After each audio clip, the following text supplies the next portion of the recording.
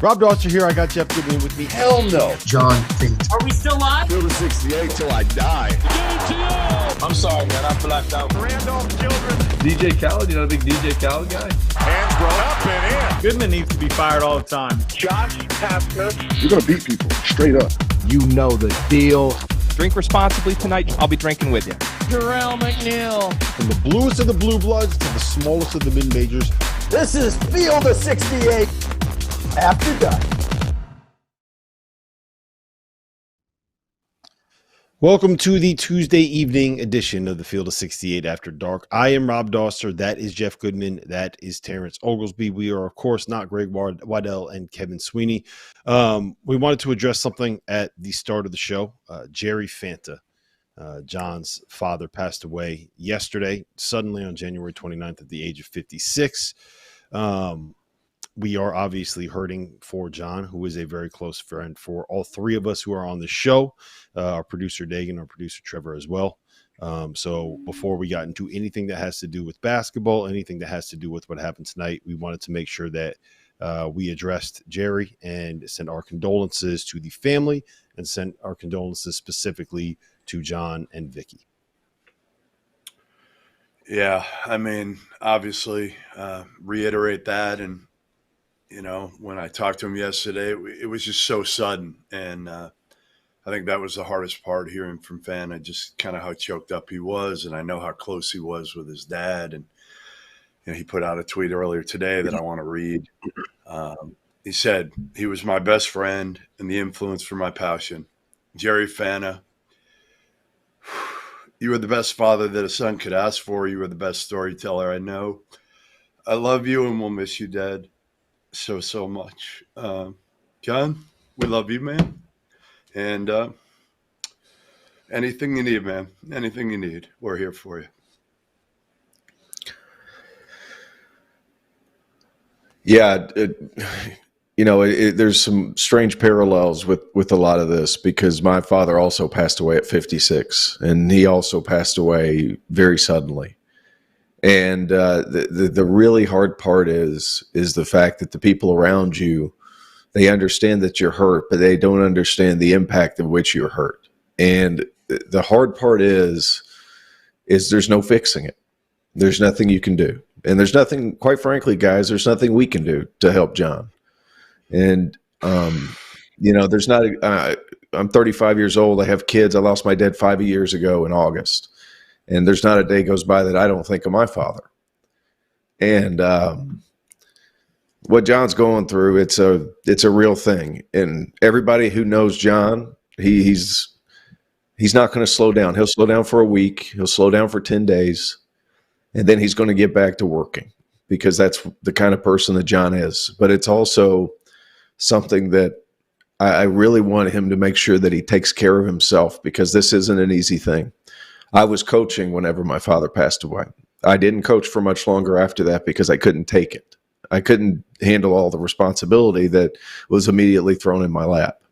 So that's why I talked to you guys, because I needed to do something else, and I needed to change up what I did. And I found something that I loved. And John, good for him, he's already found something that he loves, and he's already found something that he's really passionate about.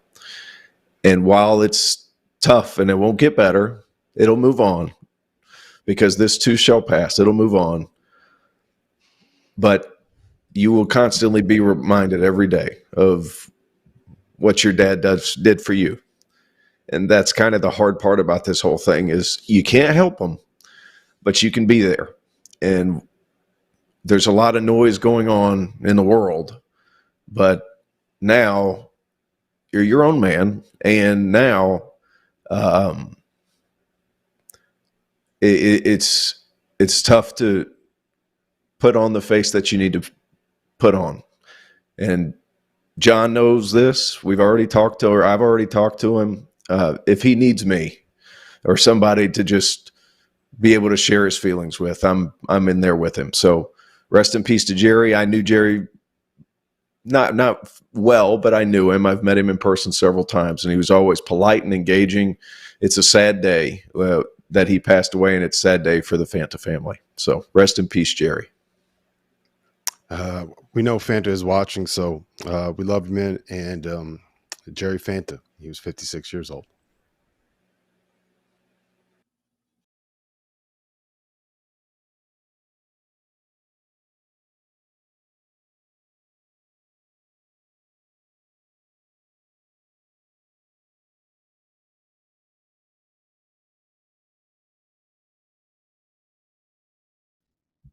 All right, let's get into it. Field of 68 after dark, live Tuesday night.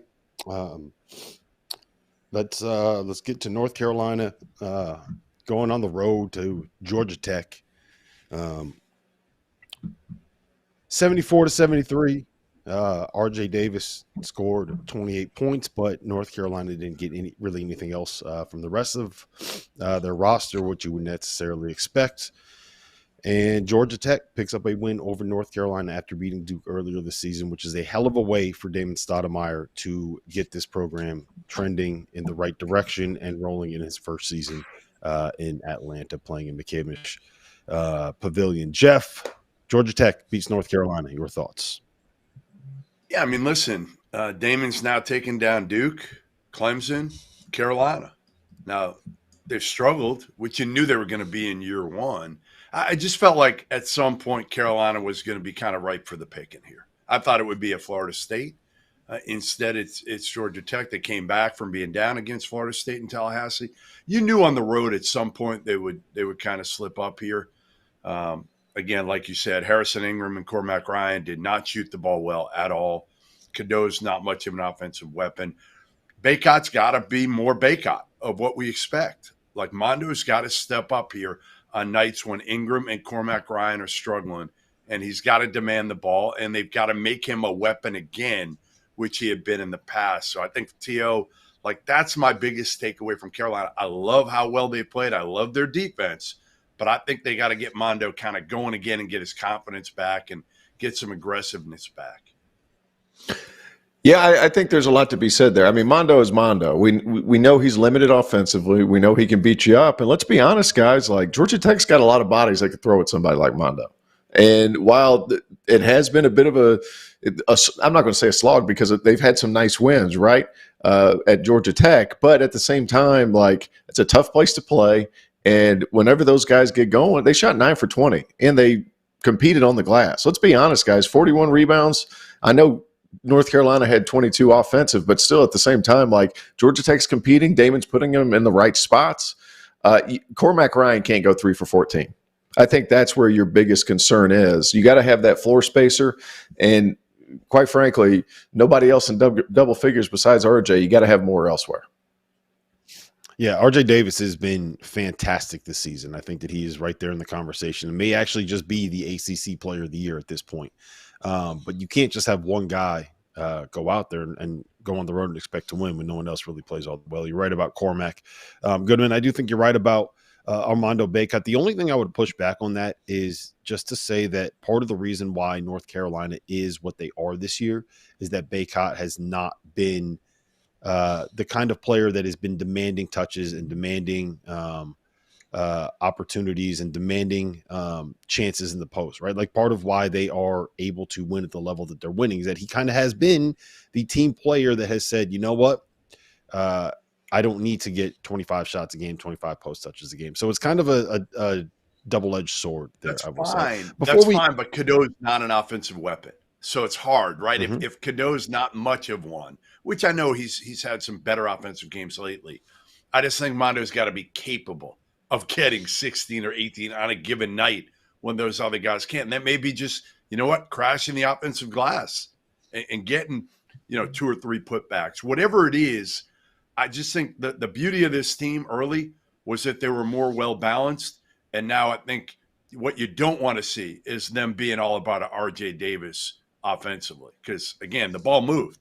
And that's why they won some games, honestly, in final possessions. They were really good down the stretch where last year, what happened? It was Caleb Love and hero ball and the ball not moving. Well, the ball moved earlier this year. So, anyway. Yeah. Well, you also your two Stanford guys both went 3 for 14. Like that can't happen, especially on a team where you're only playing 7. You're only playing 7 guys. You can't have your 2 highest shot maker besides R.J. Davis, your second and third offensive option. Hey, Rob, tell T.O. that Notre Dame's not quite as prestigious academically as Stanford.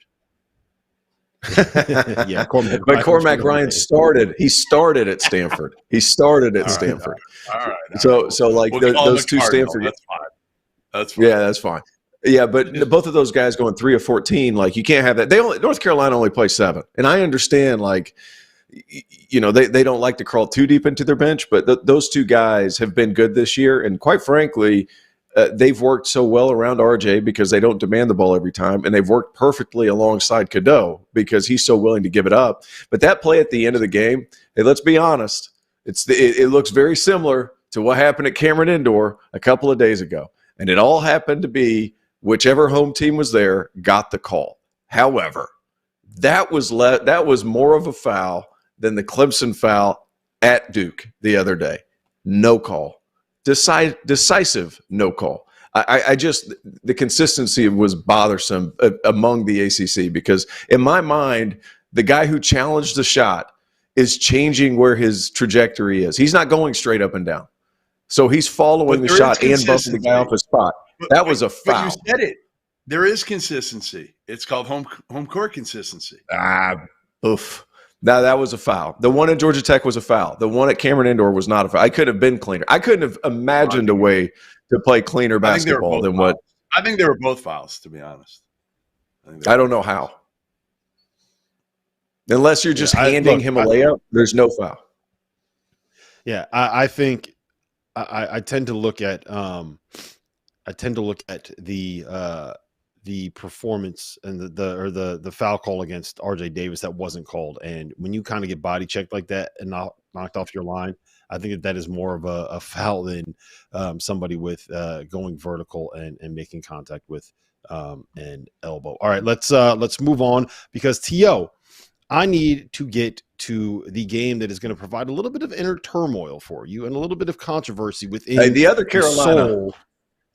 The soul of my man Terrence Oglesby, who is a Tennessee native and who currently lives in the great state of South Carolina. The Gamecocks, 18-3, they go on the road. They beat number 5 Tennessee 63-59 behind 18 points on 6 of 10 shooting from your man Taylon Cooper, who has been terrific over the course of the last 2 weeks. He had 18 in the win over Kentucky as well. T.O., South Carolina has now beaten the top 10 teams in the last week. Talk to me. Rank them. They're tough. They're physical. They're not the tallest team, but they're big and strong. Like the SoCon All-Stars are for real. It's time to put this South Carolina team in the top 25. Lamont took all some of the best players of the SoCon, brought them to South Carolina, understood these guys know how to play because the SoCon has a bunch of well-coached teams in that league, and he brought them with him to the SEC. And what happens? They're 6-2. And to go into Thompson Bowling Arena, big-time win. Big-time win. And guys, let's be honest, they needed a big-time win away from home. They beat Kentucky earlier this season in Columbia. That was a great win. But now you go on the road and you're able to beat a Tennessee team that, I mean, very much in line to be a 1 or 2 seed in the NCAA tournament at this point or going into the game. And give Lamont credit. At this point, guys, I mean, I said this about Penny too, and then it went down south. But at this point, Lamont Paris, don't do it. Lamont Paris, he's got to be it. If we're voting today, National Coach of the Year, Lamont Paris. He deserves it, man. And here's the thing, too. I was curious how it would go, his transition from Chattanooga to the SEC, because at Chattanooga, his players were much bigger, much stronger, a little bit more athletic than the rest of the conference. He transitioned to the SEC. He slowed the tempo down. They're one of the slowest teams in the country, and he just picks you apart. The man can coach. Congrats to South Carolina. Big-time win in Knoxville today. Yeah. Listen, I saw him a week ago, T.O., and I was like, all right, like they're going to be good at home. They beat Kentucky. They out-toughed them. They're men. You can look at them. And again, like you said, they're not a ton of length, but they've got tough guards with Cooper and Michi, BJ Mack. They didn't even have Miles Stute that game because he was hurt, came back tonight, had a good game. But Yeah, I mean, listen, what Lamont has done in year two, and it's funny. I mean, last year you're talking about you get G.G. Jackson, and they're not very good. He's young. It's kind of built around him, and now they add some pieces through the transfer portal, and they're the right pieces for Lamont. And that's what he said before the game to me last week. He was like, "I just love these dudes. Like, they're tough, they play hard, and they bought into defense, and they've got unbelievable chemistry." And unbelievable chemistry in 2023 Goes a long way. Goes a long, long way.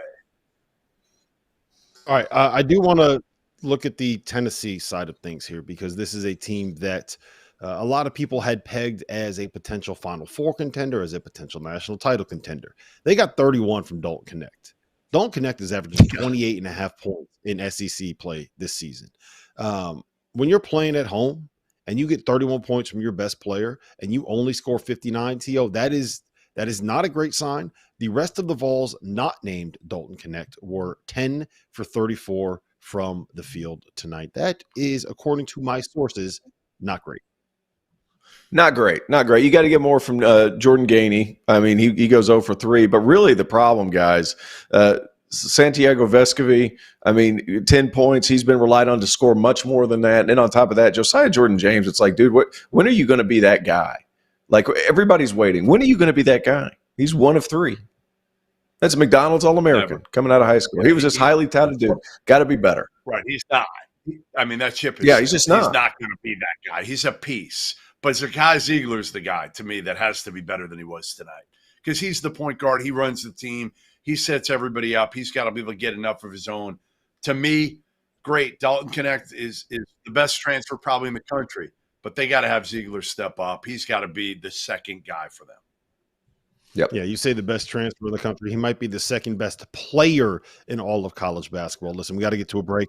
On the other side, we got to talk about 2 potential Final Four teams that won on the road against teams that have been dying this season. It's not great for Ohio State and Villanova.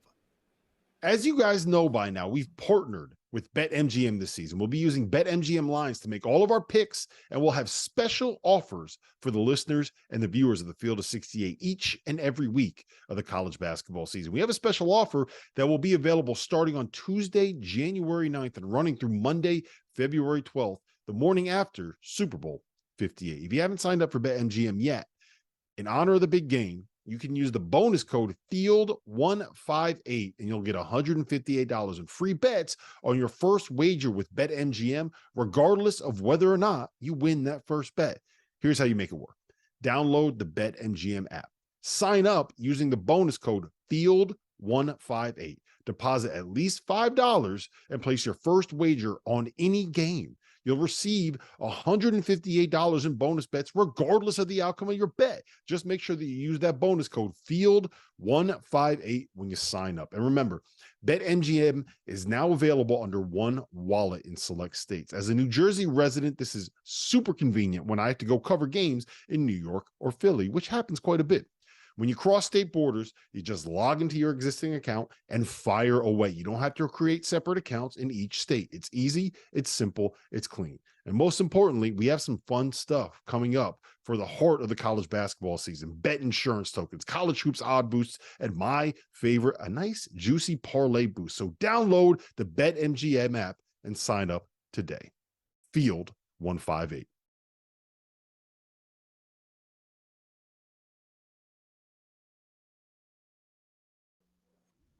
Welcome back to Tuesday evening's edition of the Field of 68 After Dark. My name is Rob Dauster. I have Jeff Goodman. I have Terrence Oglesby. We're live on Sirius XM and over on Stadium. Listen, guys, we got to talk about this Marquette game, this Marquette win at Villanova. The Golden Eagles go in to Finneran Pavilion.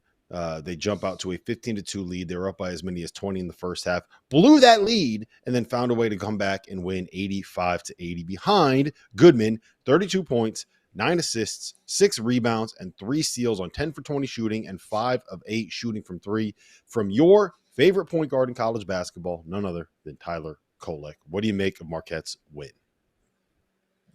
I mean, he carried him. He absolutely carried him. Carried him early and then carried him late. And I love Kolek because, again, he has fun out there. he's talking trash to the opposing fans and team. And, you can do that when you go for 32, career high 32, by the way. He rebounds his position as well as just about any point guard in the country, including your boy, Tristan Newton. He's probably the best facilitator, I think, in the country. I would say just the way he kind of probes. He can play in the half court. He can push it. He can do everything. I mean, the kid can do everything. And again, there's no Cam Jones tonight. They go on the road. They beat a Villanova team that I know has been struggling. They've lost now 5 of 6, with the only win in that stretch being at home against DePaul. So it's not like you're saying, hey, this is a statement win. But again, it's still a win against Villanova on the road in the Big East. So Kolek, to me, I'm taking him over any other point guard in the country, bar none. Yeah, there's a couple of guys that are in that conversation. I think I had a chance to see Isaiah Stevens out of Colorado State. That dude's really good. But I'd say Kolek is they're 1A and 1B in my mind. And I mean that because Kolek, his vision is incredible. But to go for a 32 McNugget at Villanova when the team's coming back, what is Rob says doing, a lot about the what I don't understand. Why does he have his hand over I don't know. Go ahead, Rob. Go ahead and finish this. What is this? Is this like an imaginary telephone? You're talking about best point guards, and you're getting a long distance call from Tristan Newton. I'm just saying, like he's not celebration when he makes it. Trust me, there's no way Tristan Newton is calling you. No, yes, there's. Here's the thing: Tristan Newton's very good, but Kolek and Steve, like they're creating everything on their own. Like some of these things, their offenses are geared around their playmaking ability. Tristan Newton's very good, not taking anything away, but the offense is a little bit different. So for the sake of the argument, I would go with those other two. But Kolek is special. I mean, Marquette fans, enjoy this kid for as long as you can because what he's able to do, the edge he brings. You want to talk about a perfect player-coach marriage, and that's Kolek and Shaka Smart. Both with an edge, both play a certain way. I'm going to be honest, guys. Villanova, coming into this year, everybody's like, well, look at this roster. Villanova's back. Look at this roster. Villanova's back. Like, hey, man, you lose what? What'd you say, 5 in a row? 4 out of 5 or something like what is going on? Like, at some point, it ain't the players. Because that roster is loaded, and they spent a lot of cash to get that roster. They need to win. They need to start winning, and they're flirting with 500 over the course of the regular season, not in conference play, in the regular season. So I'm worried about that situation there at Villanova, considering the fact that they have so many good players on the roster. Who do they not compete with from a talent perspective in the Big East? UConn?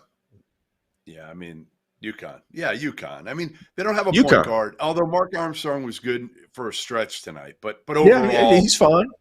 He's a backup. He's really more of a backup. The problem, it kind of looks like these guys just don't love playing. Like, normally, I looked at Villanova over the years, and they're robots, right? They're robots because that's just kind of the way – and there was a joke about them. But, like, you could tell they love playing with one another, even though they didn't show a lot of emotion. You could see it after the games. At least I could see it when you're talking to them, interviewing them, around them. I just don't know if this team really enjoys playing with one another. And this is different. Listen, Villanova's done it on what? Evaluating, developing culture. It's hard to do that when you bring in all these transfers and with a coach who's unproven. And last year they struggled. Jeff, I don't think it's just that. I think the biggest issue is that and I said this the other night, is that I think Jay Wright was maybe the best teacher of basketball that we've seen in the college ranks in decades, right? He just taught you how he wanted you to play. Like I've said this a million times. They didn't run offense. They didn't call sets. They didn't have plays. They just went out there and they played basketball, right? And when you are trying to replicate that, and if you watch Villanova play, like they're not out there running all of this fancy stuff. Like if you watch what Villanova does and you watch what UConn does, you look like you're watching two different sports on the offensive end of the floor. Yeah. And I don't think that you can do that. And this is not a knock on Kyle Neptune, but he's not Jay Wright when it comes to teaching. But nobody is Jay Wright when it comes to teaching the game. And I just don't think that you can do you can try to do what Jay Wright was doing at the same level when you aren't elite at what Jay Wright was the best ever at. So that's kind of where I'm at with it. Like, come up with what you want to do. You're not going to be able to do this whole, we're not running sets, we're just going to get paint touch and create closeouts when you don't have when you're not able to teach the guys the way that you want them to play. Does that make sense, Tio? Yeah, it does. Well, that's absolutely right. And then another portion of that too is they've forgotten about some of their habits. Like the things that Eric Dixon would do when Jay Wright was there, foul call that you didn't agree with, immediately you start clapping. It was almost that was the benchmark of how their behavior was whenever times were stressful, whenever they got irritated with anything, they would start clapping. The whole team would. There would never be a look towards an official. There'd never be anything. They've lost that. The ball goes into the post. Everybody continuously moving around the perimeter, screening on the opposite side. It's not there. It's not happening. There's a lot to be said there. Maybe Kyle Neptune needs to find what he's going to believe in and what he's going to coach. But it's not the same by any stretch of the imagination as what Jay Wright did, because all those small details were taken care of to such a dramatic effect under Jay Wright, where a lot of those habits are now gone. And there's small things like these are things that other coaches see. These are things that people that have played a long time, like the clapping of the hands, the guys who've been around it, like you two, like people notice those things. They're no longer there. That's kind of the thing that kind of throws me off. The culture piece of Villanova that made Villanova so great for all those years is not really in play right now. And that's scary, quite frankly, because you've lost it in a year and a half. That's scary. No, because there's new players, because they're all new. Eric Dixon's still there. Guys that have been in other programs, like that's hard to do. You hope those guys. You hope those guys that stick around. You hope those guys that stick around help breed that culture into these new players. You see it whenever, for example, I have VCU this weekend. Ryan Odom brings a couple of players from Utah State with him to help move that culture. You look, Danny Sprinkle at Utah State brought some guys from Montana State with him just to make sure that culture keeps going. Those are the things that I'm a little bit shocked about when it comes to Villanova.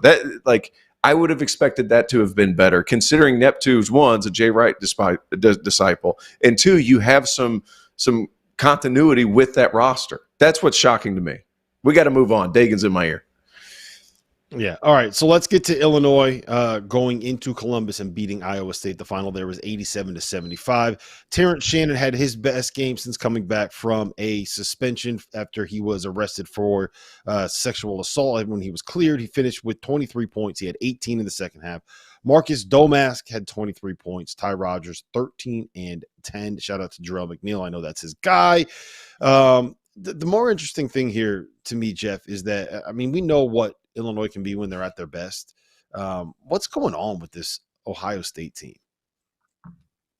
Well, when I talked to Holtman, I don't know, a month ago when they were 12-2, he felt like it was different than last year. Remember last year, I think they lost like 15 of 16 at one point. I mean, they got off to a good start. I think they were maybe like 10-2 instead of 12-2.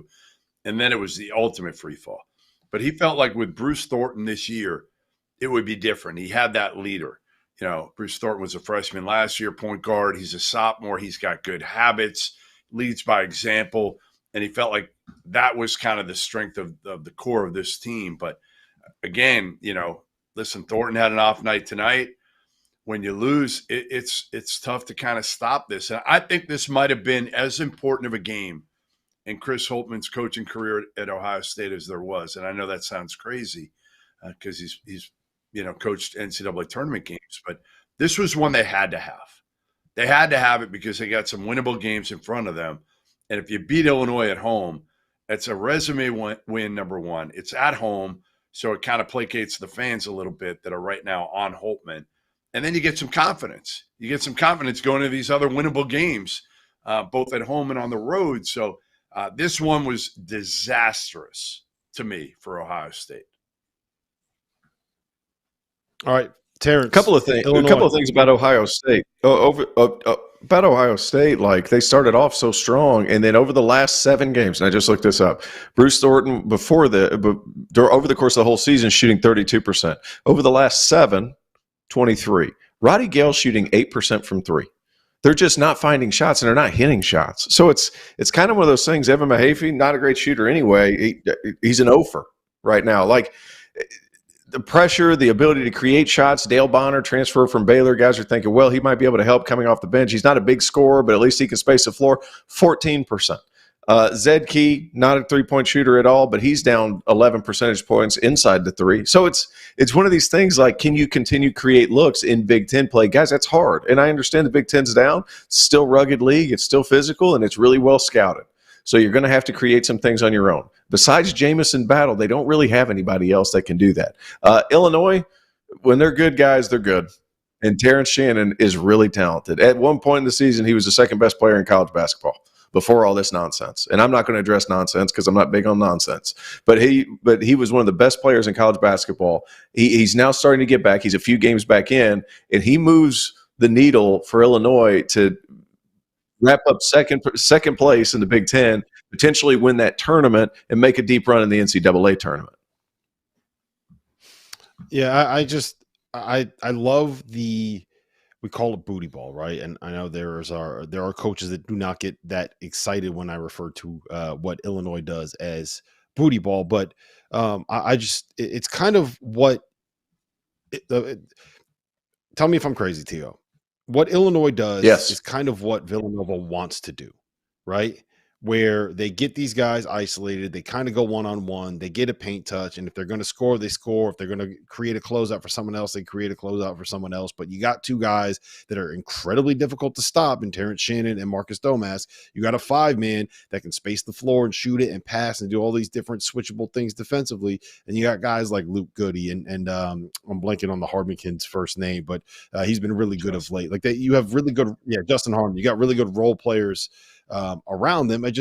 I really like the makeup of this Illinois team, and every time I see them play well, I get suckered into it, and I just know that that's going to end up blowing up in my face, and it's going to end up being like a second round exit or something like that, because they're going to have one of those Illinois games that always pop up. But the potential of this group, Jeff, the potential of this group is to me as high as anything that you're going to find. Yeah, Domask has been awesome. Like if anybody benefited from Shannon being out of the lineup, it was him. He's turned into a great number 2 guy now. You got to get Shannon back. Tonight was his best game. I think it's his 4th game back now, and it was by far the best he's looked. He shot it well. He just looked more comfortable. And again, I think they could be a second weekend team. I just don't know without a great point guard. I don't know if they can go much further than that. Well, they do have a great point guard, and his name is Coleman Hawkins. He's 6'10", and he is the absolute game changer. We got to get to a break. On the other side, we are going to dive into the insanity that is the Big 12. Now that the college football season is in the past and college basketball is in full swing, I need to tell you guys about our partners over at Rhythm. If you're into sports betting, you need Rhythm, the place for data-backed props and picks. For those that are unfamiliar, Rhythm, spelled RITHMM, is the go-to mobile app for player props and game picks, backed by AI predictive models. Rhythm helps you make smarter and faster betting decisions across all sports, but particularly college hoops, where there are as many as 150 games a day during conference play, many of which have softer lines at BetMGM than you'll find in the NFL or in the NBA. With Rhythm, you get data-backed picks for every Division I game every day. Users get free picks daily with the ability to upgrade to unlimited access. And for those of you already using modeling, you can build custom sports betting models within the Rhythm app itself. I am a Rhythm user, and I found that I've been a better bettor when I focus on the lines where my gut and Rhythm's modeling are aligned. To kick off the partnership between the Field of 68 and Rhythm, 3 people who download Rhythm at the link below and create an account between now and the end of the day on Thursday will be entered for a chance to win a free subscription with access to unlimited picks for college basketball, the NBA, the NFL, and more. So if you want to increase your edge and win more bets, go to the link in the description and download Rhythm today. That's RITHMM, the place for data-backed props and picks.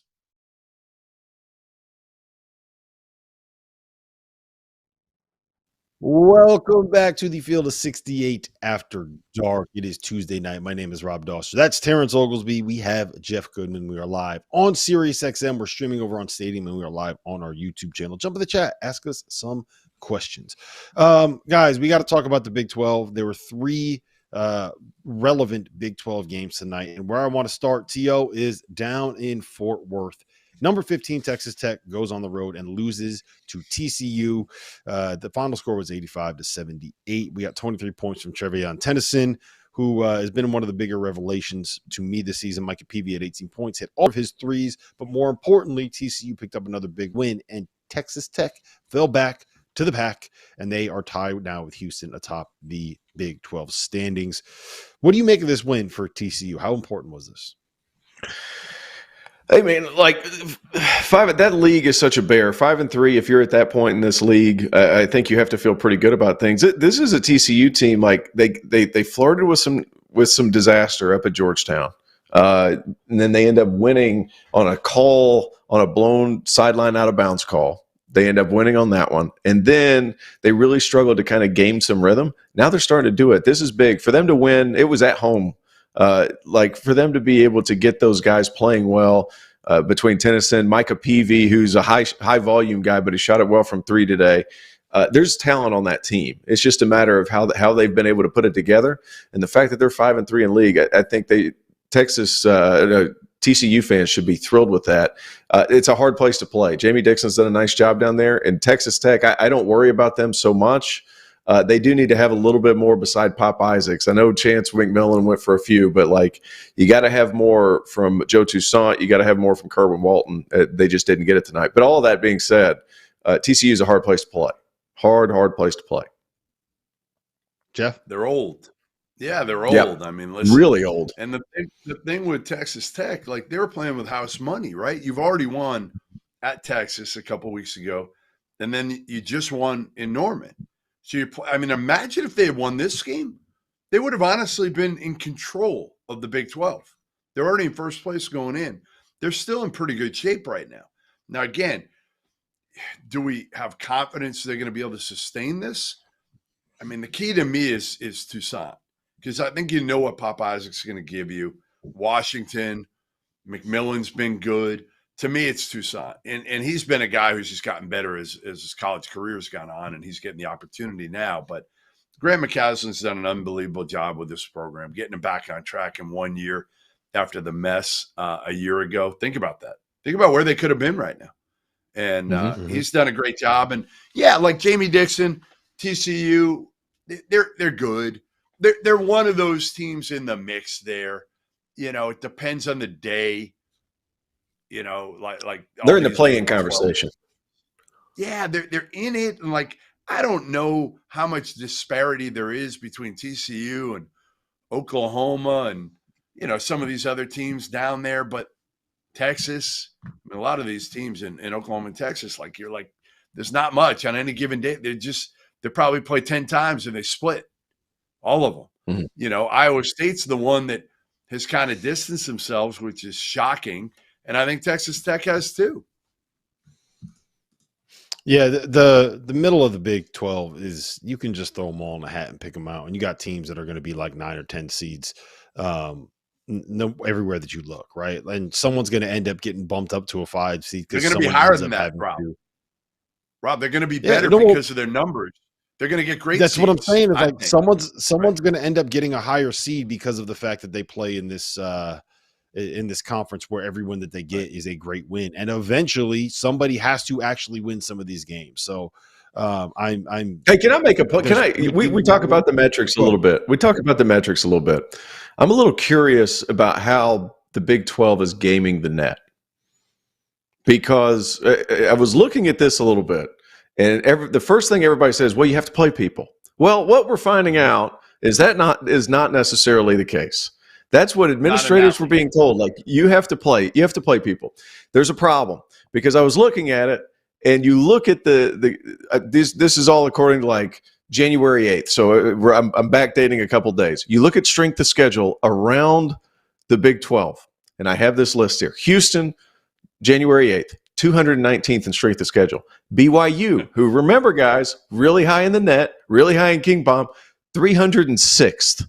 And then you have Iowa State, 343rd in strength of schedule. Cincinnati, 297th. Kansas is 59th because they played UConn. They played some others, these big MTEs or whatever.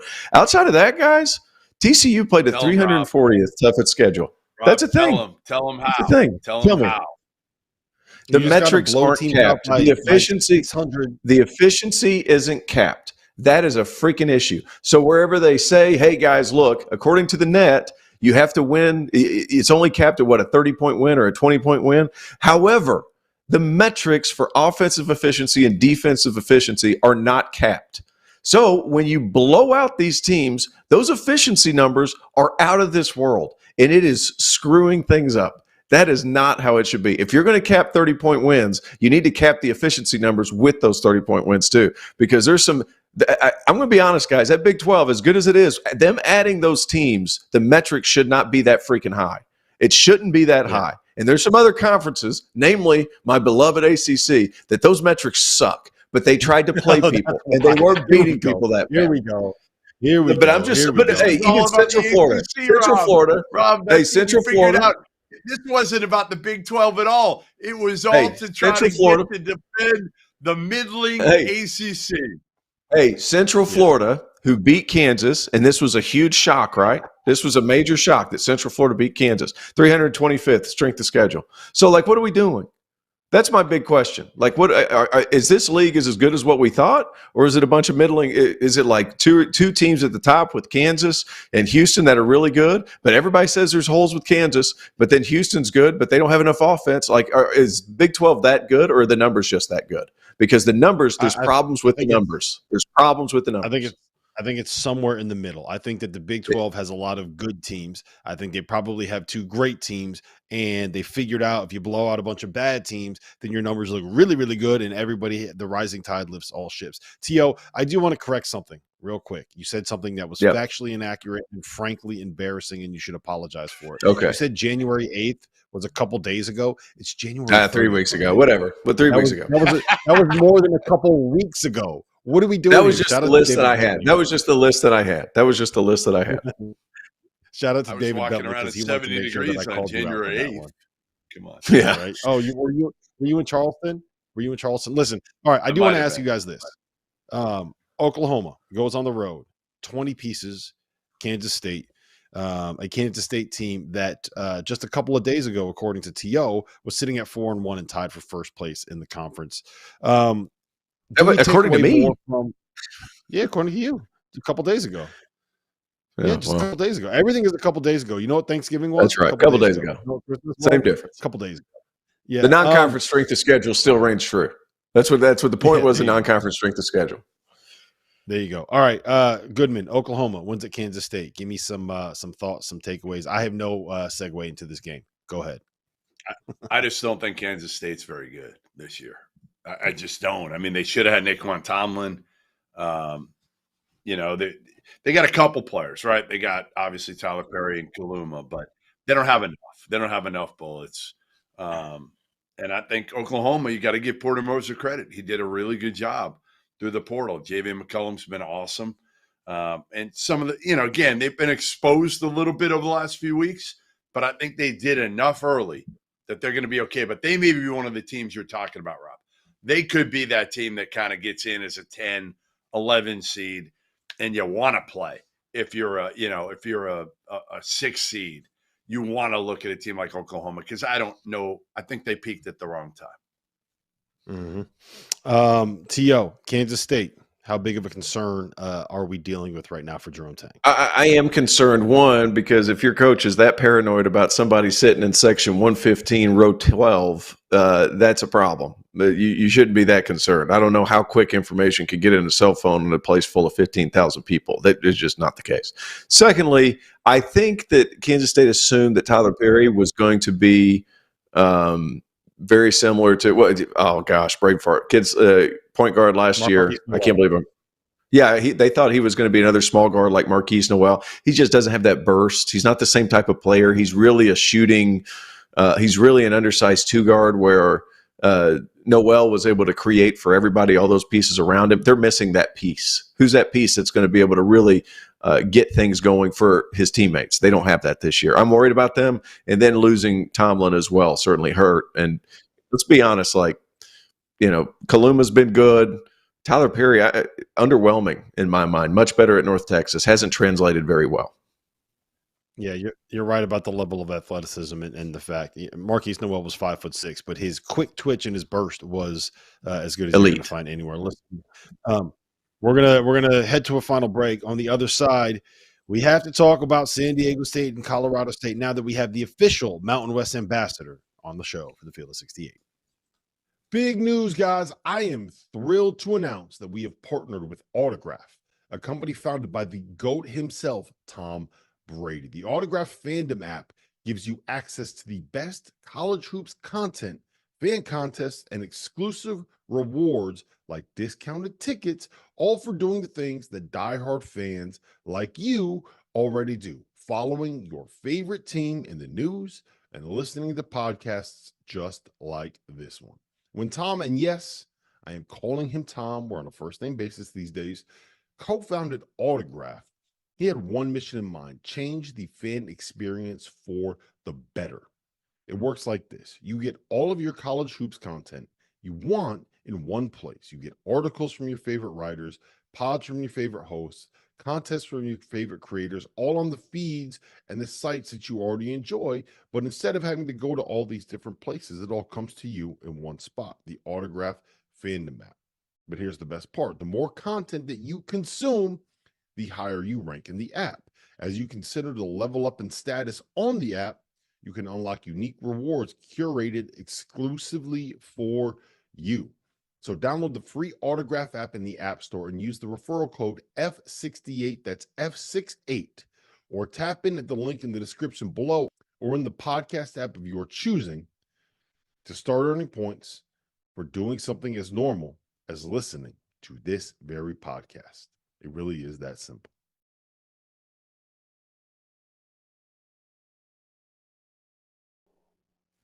Welcome back to the Tuesday evening edition of the Field of 68 After Dark. Rob Dauster, Jeff Goodman, Terrence Oglesby. We're live, Sirius XM Channel 84, and we are streaming over on Stadium and our YouTube channel, the Field of 68 After Dark YouTube channel. Gentlemen, we have a couple more games that we have to get to into tonight, and I want to start in the Mountain West, the league that T.O. loves more than anything else.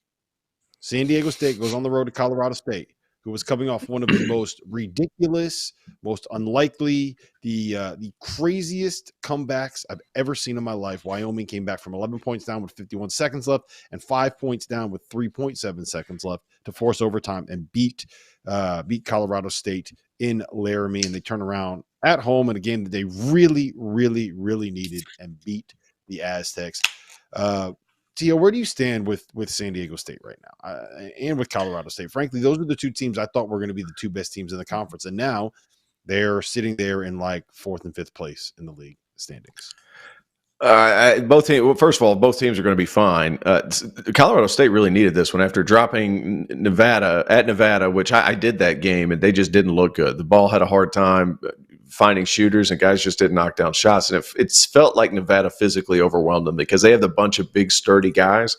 Colorado State doesn't have that. They have a bunch of guys that need to play with angles and find spots away from the ball, and they just haven't been clicking. So for them to be able to get this win at home, I think is huge, and hopefully they can get things going in the right direction because I really like that team. It's a fun team to watch. Not the most athletic bunch. That could hurt them, but they have Isaiah Stevens, and that's all that matters. Outside of that, I'm not worried about San Diego State either. They're built for the tournament because, one, they're big and they're strong and they're physical, and nobody calls fouls in the NCAA tournament, and that's not going to change this year. So I feel like San Diego State's going to be fine. That league as a whole, really, really good. Maybe not a top-to-bottom league per se, but still a league that their top 6-7 teams – they can give people fits on a given night. I think 5 teams in the tournament from that league is accurate. Outside of that, these are 2 of them and 2 really talented teams. And the bottom line is Colorado State has Isaiah Stevens and nobody else in that league does. Yeah. Goodman, the thing that's really thing.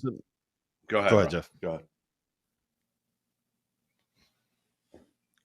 You go. All right. So the thing that really surprised me about this league overall is that Wyoming, UNLV, we said in the preseason that the best case scenario was probably that those teams were kind of like there's a clear line of demarcation between them, and Wyoming's sitting there 5-3 in the conference now. They just won on the road at Air Force tonight, and we talked to Jeff Linder on Monday. It's been, I think the fact that team had so many injuries and struggled so much in the non-conference portion of the schedule that now it's like they're beating all the good teams because they're healthy again and they got a good coach. That's good for Wyoming. I don't know if that's necessarily the best thing for trying to get 6, maybe 7 teams into the NCAA tournament from the Mountain West. It's hard to win at Laradise now. It's hard to win in Laradise. I mean, the other thing is you look at their schedule. Look at their schedule, and again, they've still got Boise at home, Utah State at home, Nevada at home. So if they hold serve, they're going to be fine. They did so much work earlier in the season. And again, I think you've got a great 1-2 punch in Stevens and Clifford. You just need some of those other guys to step it up a little bit. But what they've done, they're kind of playing with house money because nobody thought they would start the season 13-1. Big wins early. They beat Creighton on a neutral court, beating Colorado, beating Washington. They won a lot of games early that kind of they snuck up on some people. And, again, that Wyoming loss, you didn't know how they respond. And that's the biggest thing about tonight for me is you lose a game like that, you don't know how young kids, and they're not super young anymore. This is an older team, but you don't know how they're going to respond to losing a game like that. Yep. All right. There's a couple other games that I do want to get to. Let's start with Ole Miss beating Mississippi State at home, 86-82. This was a win that Ole Miss really needed. I think honestly, both these teams needed it because of the way that their schedules kind of played out. But I don't know how much there actually is on this Ole Miss resume, Tio. Like when you watch them, I think that we can all kind of say that's a good basketball team, right? There's talent, there's versatility. Their metrics aren't great because they're like the one team in college basketball that won a whole bunch of games by like one possession. But yeah, they're starting to stack up some of Chris these. Beard effect. The Chris Beard effect. Some of these, they're starting to stack some of them up. They beat Mississippi State at home. They won at Texas A&M on Saturday. They beat Florida. They beat Memphis and NC State back in November. And now you get Auburn at home on Saturday in what will be one of the biggest games biggest days of college basketball that we'll see this season. What do you make of Ole Miss, Tio? You know what?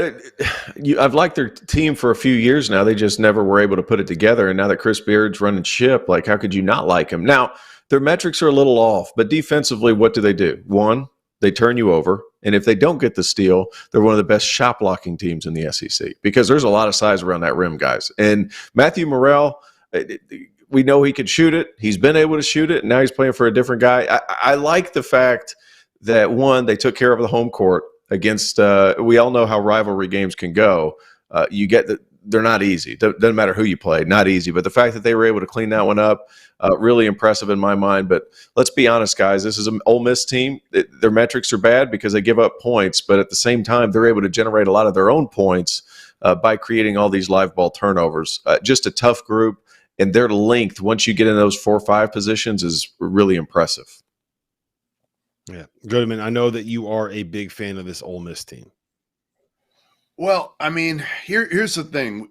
Again, if you're just looking at like the top coaches in the game, Chris Beard's going to be somewhere in your top 10. He just is. Yes. I mean, again, when you take Texas Tech to the national title game, like people who know, like he's an elite ball coach.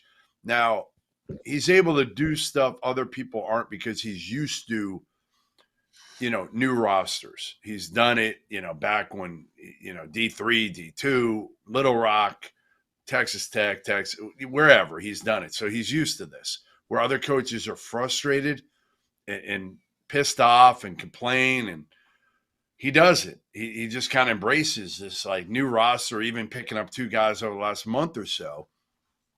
My question is, how long does it really take to like figure this out? Because tonight, I think he played like Cisse and Jamarian Sharp combined like I don't know, 15 minutes or so. Like, he didn't play the two bigs. Usually you would think, okay, they're going to split 40 minutes. Well, he hasn't done that. So I think he's still trying to figure out his group right now. It's almost like, to me, like December for this Ole Miss team. So I wonder how high their ceiling is going to be, and can they hit it? Can they hit it in February? How much better they're going to be? Again, Jalen Murray's been one of the best transfers in the country, guys, coming from St. Peter's. Nobody saw this coming. Well, now, again, you put in Brandon Murray. He's not doing what people thought. What's that locker room like? Well, when you're winning, hey, Brandon Murray, you can't complain, my man. You can't complain because you're 18-3. Go ahead, try to complain. It's going to fall on deaf ears. So, I like this team. I don't count out Chris Beard with talent, and I think he's got enough talent to be pretty dangerous. The Ole Miss does in the NCAA tournament. Yeah, I want to talk about Juju Murray because you mentioned him.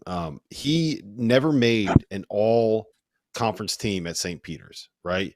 His sophomore season at St. Peter's, he averaged 12.5 points, 2.5 assists, and shot 37% from the floor and 35% from three. This year, for Ole Miss, he might not end up being an all-conference player because, let's be honest, like the guard spot in the SEC is loaded. Antonio Reeves, all the guys at Kentucky, Dalton Connect, Mark Sears, Wade Taylor. There's a ridiculous number of really good guards in that conference. Juju Murray is one of them. He's averaging 14.7 points, 3.8 assists, and shooting 46% from three, 45.4% from the floor. And tonight he had 21 points and 11 assists, and I believe the assists were a career high. So he has been just sensational so far this season. T.O., you got 30 seconds.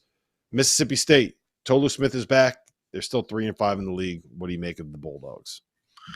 They're going to play hard. Jans is a good coach. Josh Hubbard's been one of the surprising freshmen in college basketball, in my opinion. Undersized. Everybody wondered kind of how that would work. We saw him play at Peach Jam, guys. He was an explosive scorer. I just didn't know how 5'10", $185 was going to work in the SEC. He's still finding ways to score. It's a fun team. Tolu Smith is back. He hasn't been as effective. That SEC and their division is going to be tough. Yep. All right. The way that we end this show is always toast of the night. Goodman, I think we all know who the toast of the night is going to be tonight. Yeah, I mean, I think it's pretty clear. Jerry Fana, John Fana, we're toasting you, your family, your dad, everybody around you. We love you, man. Again, I'm going to try not to get emotional at the end of the show like we all did at the beginning. But we love you. We miss you. And stay strong for your family. And, again, we love you. That's all I can say. We love you, man.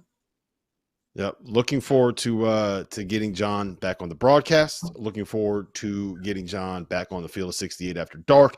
Especially T.O. Looking forward to getting John back on the DTF podcast. I don't say this lightly that my favorite hour of the week is when we jump on and we are able to just sit there and BS for a good 60 minutes. And it never ends up being 60 minutes because it always ends up being about an hour and a half and we get in trouble because we never finish that thing on time.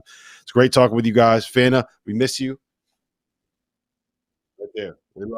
We love Fana. So listen, this has been the Field of 68 After Dark, the Tuesday edition. We'll see you guys again tomorrow night. Jump over. Stadium. Last call.